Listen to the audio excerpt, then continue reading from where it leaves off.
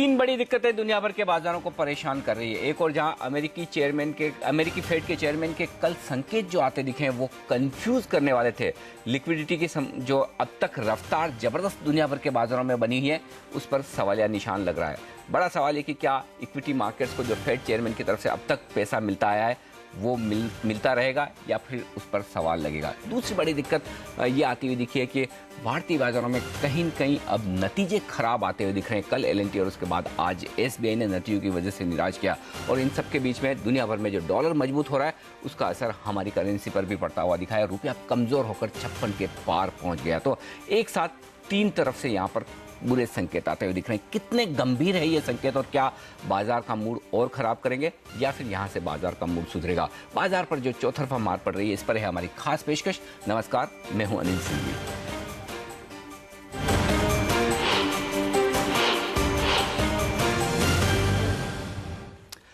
और मेरे साथ इस खास चर्चा में शामिल हो रहे हैं मार्केट एक्सपर्ट गुलटेक चंदानी, इकरा की सीनियर इकोनॉमिस्ट अदिति नायर और इंडिया फॉरेक्स के सीईओ अभिषेक गोयनका। आप सबका स्वागत है सीएनबीसी आवाज पर। सबसे पहले शुरुआत अदिति आपसे करना चाहूंगा। इस वक्त भारतीय बाजारों में जो पिछले 3-4 हफ्ते बहुत ही बेहतरीन निकले हैं उसकी एक ही बड़ी वजह समझी जा रही है कि कमोडिटीज के दाम काफी तेजी से नीचे आए, चाहे वो फिर गोल्ड हो, क्रूड हो, और उससे हमारा वित्तीय घाटा कम होने की उम्मीद थी। क्या जिस तरह से पिछले 24 घंटों में दुनिया में ये डेवलपमेंट होते हुए दिख रहे हैं उससे क्या समझा जाए? क्या भारतीय बाजारों के लिए सिचुएशन अब भी उतनी बेहतर है या फिर अब कुछ न कुछ दिक्कतें पैदा होती दिख रही है और ये फिर से जो हम करंट अकाउंट डेफिसिट को लेकर जो कॉन्फिडेंट हो रहे थे वो हमारा कॉन्फिडेंस अब कम हो जाएगा? देखिए, टू अ लार्ज एक्सटेंट जो कमोडिटी प्राइसेस की वजह से जो करंट अकाउंट डेफिसिट में कुछ लोगों का ये मानना था कि काफ़ी गिरावट आएगी इस साल में, हमारे ओपिनियन में वो थोड़ा एक ज़्यादा ही ऑप्टिमिस्टिक व्यू था। और जैसे हमने अप्रैल की डेटा में देखा, जो मर्चेंटाइज ट्रेड डेफिसिट है उसमें काफ़ी बड़ा एक वाइडनिंग देखा गया अप्रैल के डेटा में।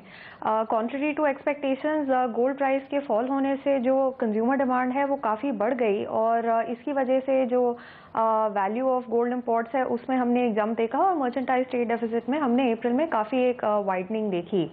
हमारे ओपिनियन में ओवरऑल कमोडिटी प्राइसेस मूवमेंट को देखते हुए, जो डिमांड सप्लाई सिनेरियो है अभी बना हुआ वो देखते हुए, करंट अकाउंट डेफिसिट में 5% से 4.5% तक की गिरावट ही देखने को मिलेगी 2013-14 में, जो कि एक बहुत बड़ी गिरावट नहीं है और जो करंट अकाउंट डेफिसिट का लेवल है वो अभी भी अनसस्टेनेबल ही रहेगा।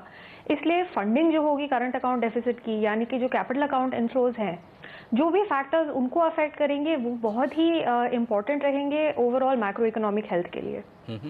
लेकिन गुल, आपसे ये जानना चाहता हूँ, क्योंकि अब तक तेजी लिक्विडिटी की वजह से हुई है और अब फेड चेयरमैन के जो स्टेटमेंट आए हैं और जो कुछ भी मिनट्स दिखे हैं उनमें कंफ्यूजन हो रहा है। लोगों को लग रहा है कि कहीं कहीं फेड के जो साथी है वो उनका समर्थन लिक्विडिटी जारी करने पर नहीं रख पा रहे हैं। तो ऐसे में क्या दुनिया भर के बाजारों से और भारतीय बाजारों से लिक्विडिटी निकल जाने का खतरा है? नहीं, ऐसा तो कुछ हुआ नहीं है। It's not that Japan has stop printing money, it's not that America has said anything negative. Bernanke ji ने कुछ गलत तो बोला नहीं है। ऑस्ट्रेलिया में प्रिंटिंग चालू है, चाइना में भी कहीं ना कहीं जाके जिस तरह से कॉन्ट्रैक्शन हो रहा है उनको भी कुछ ना कुछ करना पड़ेगा। यूरोप आपको पता ही है कि अभी तक बेहाल है। So I don't think that liquidity will go away in a hurry, because liquidity अगर निकाल दोगे तो ये बहुत सारी इकोनॉमीज जो लिक्विडिटी के चलते टिकी हुई हैं उनका हाल क्या होगा वो आप खुद ही महसूस कर सकते हो। तो मुझे नहीं लगता है कि लिक्विडिटी चली जाएगी। चलिए, अच्छी बात है कि लिक्विडिटी में फिलहाल किसी तरह की समस्या नहीं है। लेकिन अदिति, आपसे जानना चाहता हूँ, रुपए में जो जबरदस्त कमजोरी हुई है, हमने कल 55 के लेवल को तोड़ते हुए देखा, आज 56 के लेवल को तोड़ते हुए देखा और अब लोग बड़े बड़े अंदाजे लगा रहे हैं कि रुपया और ज़्यादा कमज़ोर हो सकता है। डॉलर वैसे भी देखा तो दुनिया भर में सारी करेंसीज के सामने मजबूत हो रहा है। क्या ये भारतीय इकोनॉमी के लिए और हमारे ट्रेड डेफिसिट के लिए एक बहुत बड़ा खतरा बनता दिख रहा है? देखिए, ब्रॉडली जब रुपए में डिप्रिसिएशन होती है तो एक इमीडिएट इम्पैक्ट जो होता है वो हमारे इंपोर्ट जो हैं वो ज़्यादा कॉस्टली हो जाते हैं। डिमांड फॉर इंपोर्ट्स में एडजस्टमेंट एक लैग के साथ होता है। तो जो भी आपके कमोडिटीज़ हैं, चाहे वो क्रूड ऑयल हो, चाहे वो एग्रीकल्चरल कमोडिटीज़ हों जैसे कि एडिबल ऑयल्स और पल्सेस या फिर जो नॉर्मल इंडस्ट्रियल कमोडिटीज़ हैं, सब की प्राइसेस में एक बढ़त दिखती है रुपए के भाव में, और इससे ओवरऑल इन्फ्लेशन पे भी इम्पैक्ट आता है। और साथ ही साथ जो एक्सपोर्ट्स हैं, वैसे तो रुपए के डिप्रिसिएशन से उनकी कम्पिटिटिवनेस बढ़ती है, लेकिन जो एडजस्टमेंट होती है एक्सपोर्ट ऑर्डर्स के आने में और ओवरऑल एक्सपोर्ट्स के पिकअप में, वो भी एक लैग के साथ होता है। सो इमीडिएट जो इम्पैक्ट होता है वो ज़्यादा एक करंट अकाउंट डेफिसिट के बढ़ने का ही रहता है रुपए की डिप्रिसिएशन से। सो इन द नियर टर्म ये एक नेगेटिव फैक्टर रहता है।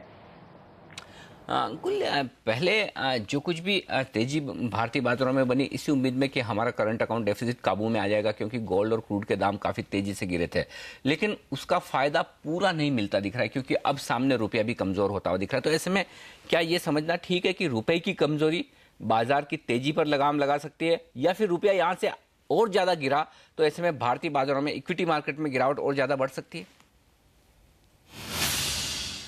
सेंटिमेंट को खराब कर देता है, वो मैं मानता हूँ।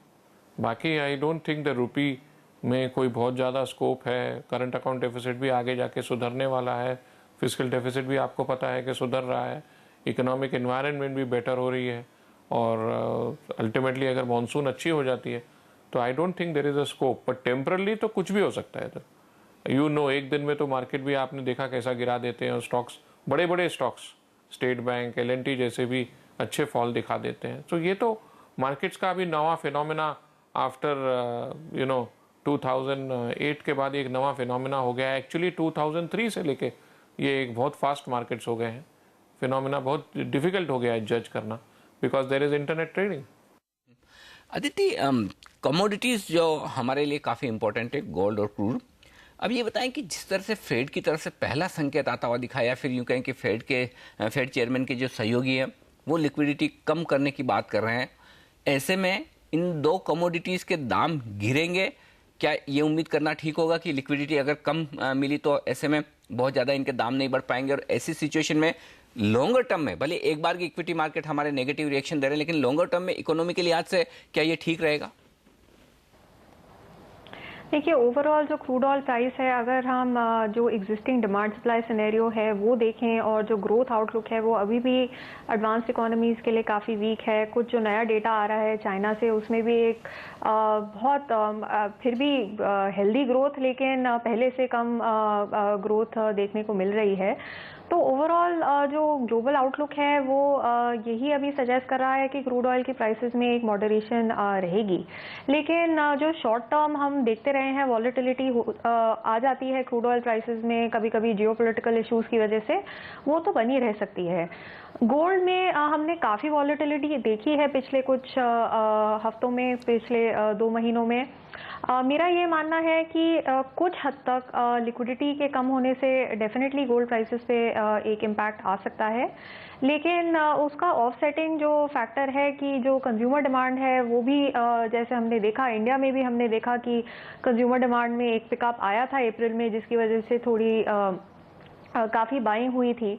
तो ये ऑफसेटिंग फैक्टर्स हैं गोल्ड के लिए पर्टिकुलरली। काफ़ी कंज्यूमर्स हैं दुनिया में जो इन्वेस्टमेंट के लिए सिर्फ नहीं, लेकिन कंजम्पशन के लिए भी गोल्ड खरीदते हैं। तो आगे जाके ट्रेजेक्टरी एग्जैक्टली किस तरह रहेगी वो कहना मुश्किल है। बिल्कुल, लेकिन अभिषेक, इस वक्त आपका मार्केट, करेंसी मार्केट सबसे ज्यादा परेशान कर रहा है इक्विटी मार्केट्स को। कभी कभी ऐसा होता है कि ये ट्रिगर सबसे ज्यादा अहम हो जाता है, और इस वक्त पूरे बाजार दुनिया भर के करेंसी मार्केट को फॉलो कर रहे हैं। आप देखिए किस तरह से जापान में येन कमजोर हुआ, जैसे येन की मजबूती आते हुए देखिए जापान के बाजार भी 7% गिरे। लेकिन जहां तक हिंदुस्तान के बाजारों का सवाल है, 56 का लेवल हमने आज देख लिया, कल 55 का देखा। एक एक दिन में अगर इस तरह से रुपया कमजोर होता हुआ दिखेगा, कहां आपको इसकी चाल कितनी और कमजोर होती हुई दिख रही है, कितना और गिर सकता है? देखिए, एक चीज़ तो है कि हम local factors, current account, fiscal deficit और इलेक्शंस के बारे में बात करें। दूसरी, आज एक ग्लोबलाइज्ड मार्केट है और साथ ही साथ इंटरनेशनली काफ़ी चीज़ें मूव कर रही हैं। सबसे इम्पॉर्टेंट डेवलपमेंट जो हो रहा है वो है डॉलर इंडेक्स में। डॉलर इंडेक्स 3 साल के तेजी के लेवल पे है, 84 प्लस लेवल पे ऑलमोस्ट पहुंच गया है। साथ साथ में आप देखिए इंटरेस्ट रेट्स की सिनेरियो देखिए, चारों तरफ पैसा किस बिना पे जाता है, वो है इंटरेस्ट रेट्स। आज यूके में QE चल रहा है, यूके में प्रिंटिंग कर रहे हैं, यूरोप में इंटरेस्ट रेट काट दिए हैं, ऑस्ट्रेलिया में भी इंटरेस्ट रेट काट दिए हैं।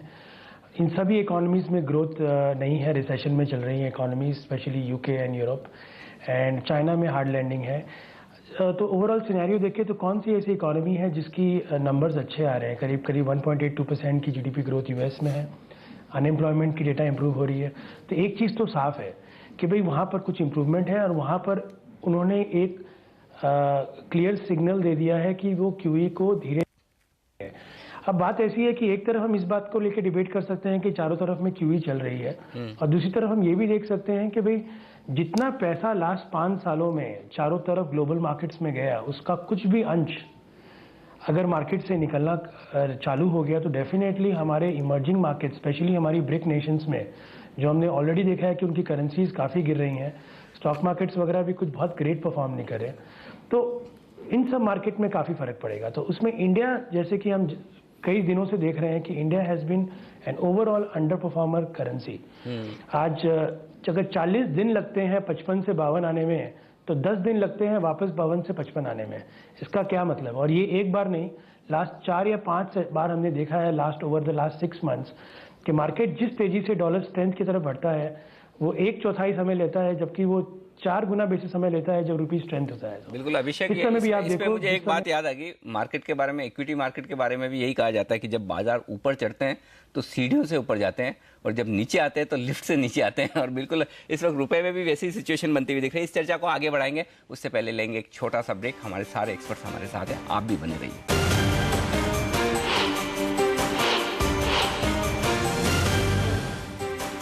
बाजार पर पड़ रही है चौतरफा मार। एक और जहां पर फेड चेयरमैन की तरफ से लिक्विडिटी खींचने के थोड़े संकेतों के चलते ग्लोबल मार्केट्स में काफ़ी तेज़ गिरावट हुई, वहीं भारतीय बाजारों में रुपया भी डॉलर के मुकाबले में ज़बरदस्त कमज़ोर होकर 56 के लेवल के नीचे गिर गया। और इन सब के बीच में भारतीय बाजारों में दिग्गज कंपनियों के नतीजे बाजार को निराश करते हुए दिख रहे हैं। इन सब के बीच में सेंसेक्स 400 पॉइंट लुढ़क गया। हमारे साथ गुलटेक चंदानी, अदिति नायर और अभिषेक गोयनका हैं। गुल, आपसे बात करना चाहूँगा इस वक्त, ये तो हम सब घरेलू ट्रिगर्स की बात करें कि किस तरह से लिक्विडिटी का संकट है, ये है, लेकिन डोमेस्टिक ट्रिगर्स जो कुछ भी हमारे अपने संकेत है वो कैसे दिख रहे हैं? मॉनसून, इन्फ्लेशन, क्या ब्याज दरों में कमी होने की उम्मीद है, पॉलिटिकल सिचुएशन, इन सब पर आपकी क्या राय बन रही है? मॉनसून का जो इंडिकेशंस हैं, जो मेट डिपार्टमेंट ने बोला है, उससे तो ये लगता है कि मॉनसून अच्छी रहेगी, पर ये देखने वाली बात हो जाती है कि नॉर्मली क्या होता है वो बाद ही में पता पड़ेगा। बट माई एक्सपेक्टेशन इज कि जिस तरह से हीट वेव भी चालू है, 47 डिग्रीज इन दिल्ली, बॉम्बे भी काफ़ी गर्म है, and all over India heat is pretty high, तो rainfall hopefully will be good. But more importantly inflation, अगर मानसून अच्छा हो जाता है तो इन्फ्लेशन जो ऑलरेडी घट रहा है वो और स्विफ्टली घटेगा।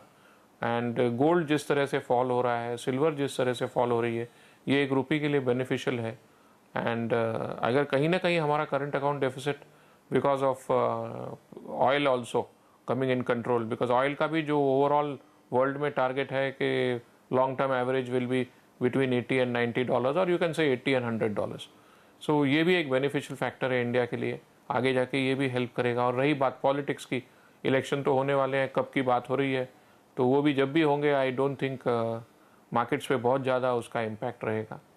And I think overall I am very positive at this point in time. आप ओवरऑल आप पॉजिटिव दिख रहे हैं मार्केट में, तो ऐसे में अगर मैं खतरे की बात करूं, रिस्क, सबसे बड़ा बाजारों के लिए नीचे जाने का रिस्क क्या है इस वक्त? एक तो मॉनसून है और दूसरा है ऑयल प्राइसेस जंपिंग अप।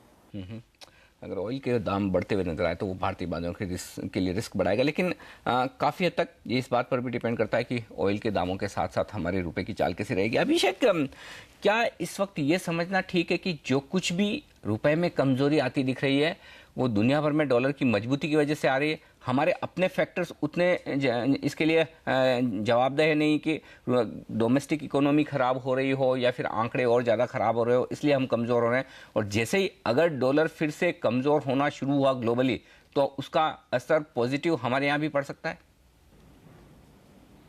देखिए, इसका सबसे बड़ा एग्जाम्पल ये है कि इस समय जो हमारे रिसेंट डेटा है, करंट अकाउंट डेफिसिट वगैरह के कोई बहुत अच्छे तो नहीं थे, साथ साथ में हमारे गोल्ड इंपोर्ट्स बढ़ गए, इन्फ्लेशन इंप्रूव हुआ बट उसका मार्केट में कोई रिएक्शन नहीं आया, रुपये उसके बावजूद भी वीक है।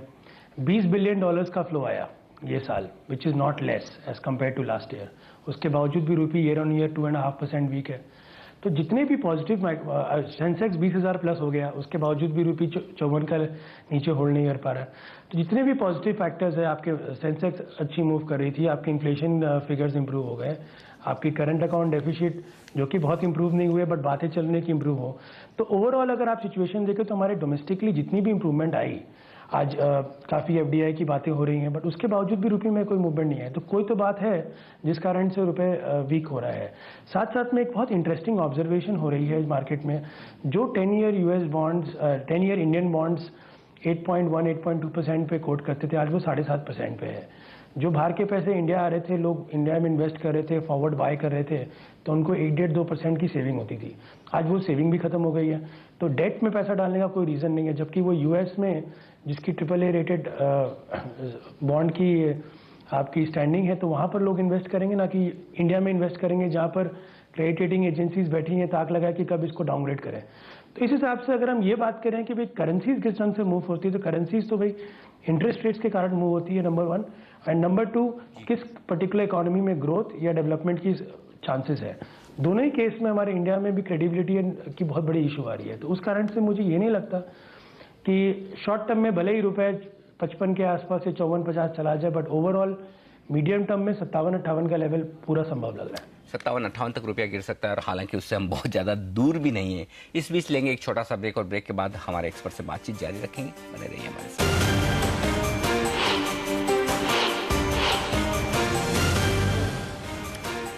बाजार पर पड़ती चौतरफा मार पर हमारी इस खास चर्चा में गुलटेक चंदानी, अदिति नायर और अभिषेक गोयनका बने हुए हैं। अदिति, बड़ा सवाल है कि रुपए की कमजोरी की बात सब लोग कर रहे हैं, 57, 58, 60, और CLSA के एक एक्सपर्ट तो 62 तक का भी टारगेट दे गए। ऐसे में ये बताएं कि अगर रुपया यहाँ से एक साइजेबल अच्छी खासी कमजोरी दिखाता है 4 से 5% की, तो इकोनॉमी पर क्या इम्पैक्ट पड़ेगा? कितने हमारे आंकड़े और खराब हो सकते हैं? देखिए, जैसे मैंने कहा पहले कि जो इमीडिएट टर्म है उसमें हमारा करंट अकाउंट डेफिसिट पे एक नेगेटिव इम्पैक्ट आएगा, क्योंकि इंपोर्ट्स का बिल जो है वो बढ़ जाएगा, और साथ ही साथ एक्सपोर्ट्स जो हैं उनको एडजस्ट होने में और ऊपर जाने में थोड़ा लैग रहेगा। इन्फ्लेशन पे डेफिनेटली एक नेगेटिव इम्पैक्ट आएगा। जो भी इंपोर्टेड कमोडिटीज़ हैं उन पे उनके प्राइसेस बढ़ जाएंगे रुपए के भाव में। और साथ ही साथ जो गवर्नमेंट का फिस्कल डेफिसिट है, जो पिछले साल काफ़ी हमने देखा कि एक्सपेक्टेशन से ज़्यादा एक इम्प्रूवमेंट दिखाई फिस्कल डेफिसिट में, उसमें जो फ्यूल सब्सिडी है इन पर्टिकुलर, वहाँ पे थोड़ा सा प्रेशर बन जाएगा। हमने ऑलरेडी देखा है कि जो इस साल का बजट एस्टिमेट है फ्यूल सब्सिडी का, वो 65,000 करोड़ है, जिसमें से 45,000 करोड़ शायद पिछले साल के लिए ही चला जाएगा। तो जो उसमें एलोकेशन में जो हेडरूम बचेगा इस साल के लिए, वो काफ़ी कम है। तो जो अगर क्रूड ऑयल फ्लैट भी रहता है, प्राइसेस अगर ऊपर नहीं जाती, लेकिन अगर रुपया जो है और डिप्रिशिएट करता है, तो डेफिनेटली जो अंडर रिकवरीज हैं और जो फ्यूल सब्सिडी बिल है उस पर एक थोड़ा बहुत इम्पैक्ट आएगा। बिल्कुल। और गुल, यहाँ पर आपसे जानना चाहता हूँ, जिस तरह से बाजारों में तेज गिरावट है, लगातार आज चौथा दिन था जब हम कमजोर बंद हुए, क्या ये मानना ठीक है कि 6,200-250 की रेंज में जो हमने टॉप बनाया था वो एक बार की बाजार का हाईएस्ट लेवल हो गया, और अब वहां पर पहुंचने में वक्त लगेगा? नीचे जाने का खतरा कितना बढ़ गया है? नहीं, इसमें ऐसा होता है अनिल कि पहले जो मार्केट चला 55 से लेके 62 तक एक सीधी लाइन में गया है, और अगर आप जापान देखेंगे तो उसमें तो 80% राइज आई हुई है, और करेक्शन वहाँ जापान से चालू हुआ, ये फियर पे कि येन अप्रिशिएट हो जाएगा।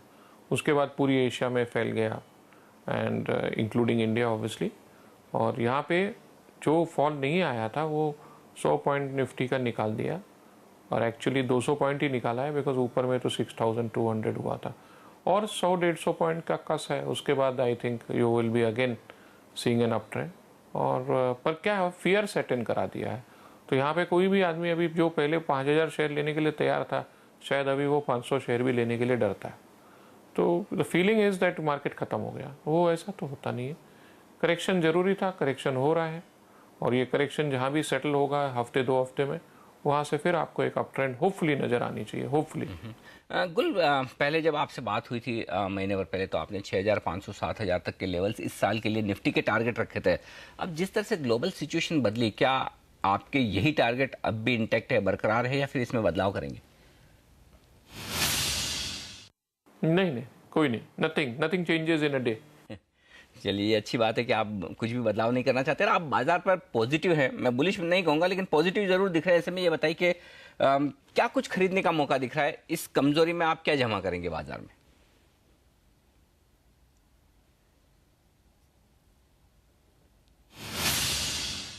मैं बैंक्स को ही लूंगा ज़्यादा, और टॉप लाइन जो भी कंपनी सस्ती हो जाती है,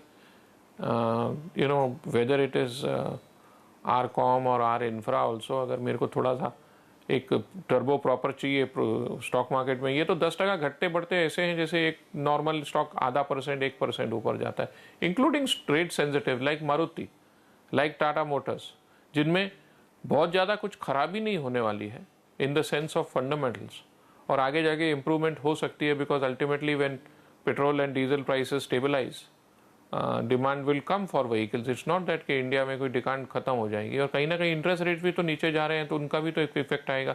but these are not short term calls, this is normally a year plus call. So you have to sit and think from that perspective, which is not what people will do in the market at this point in time.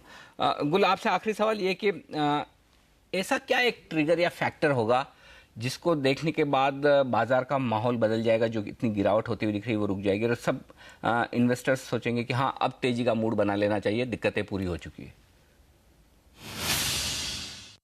जून में फिर rate cut की बात चालू हो जाएगी, और वैसे भी मीटिंग है आरबीआई की, आई थिंक 7th या 17th, I don't know the exact date, but फिर से एक मीटिंग है, फिर वही चालू हो जाएगा, बैंकिंग ऊपर जाने लगेगा, उसके बाद फिर और कोई चालू हो जाएगा, बड़े स्टॉक्स फिर से मूवमेंट दिखाएंगे कि नहीं आगे का quarter, because you are already going into June, June quarter के नंबर्स भी तो आएंगे ना जुलाई में।